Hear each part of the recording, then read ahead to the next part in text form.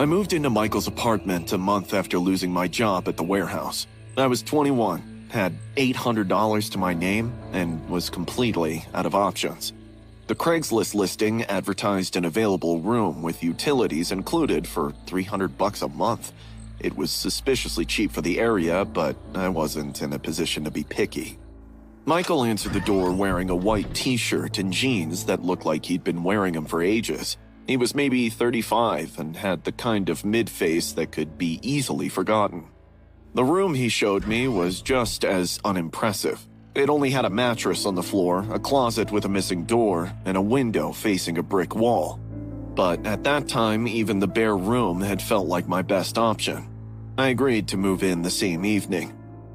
The apartment started feeling wrong right away, though I couldn't pinpoint why. Maybe it was the excessive cleaning or the lack of furniture and personal touches in the house.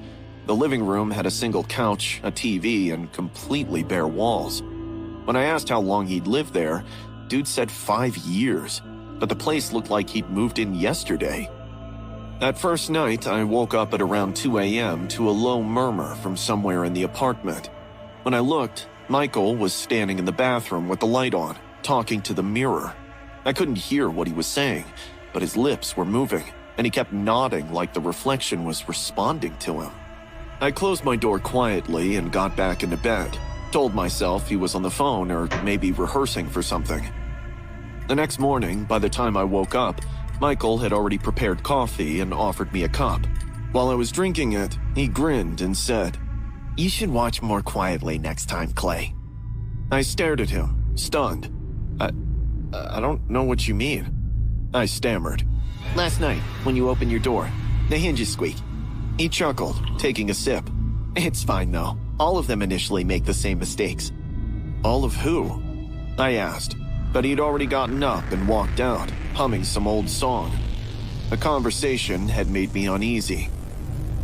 Over the next few days, I started paying more attention and noticed Michael almost always kept the door down the hallway bolted. When I asked him about it, he said it was the basement.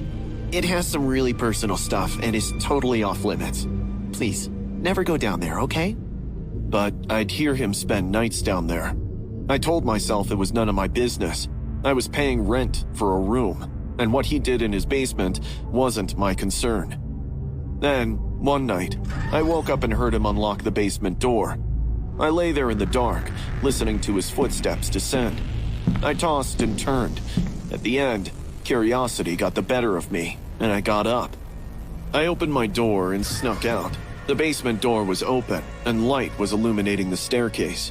I could hear Michael's soft murmurs and occasional hiccups. He was talking to someone. I crossed the hallway and started down the stairs, making sure the steps didn't creak under my weight. As I descended lower, an awful odor made my head spin. I covered my nose with my elbow and kept going. My heartbeat had picked up, and bile rose in my throat. From the bottom of the stairs, I saw that Michael was kneeling on the concrete floor with his back to me. He was sobbing, embracing a log-like thing covered with a tarp. "I'm sorry. I'm so sorry, Duff. I didn't want to. You have to understand, it had to be done." He pulled back the tarp. I saw what was underneath, and my legs almost gave out. It was a decomposed body, so much so that I couldn't tell who it was. The smell hit me, and I had to cover my mouth to keep from gagging. Michael kept talking to it, running his hand over what was left of its hair. I pulled out my phone with shaking hands and started recording.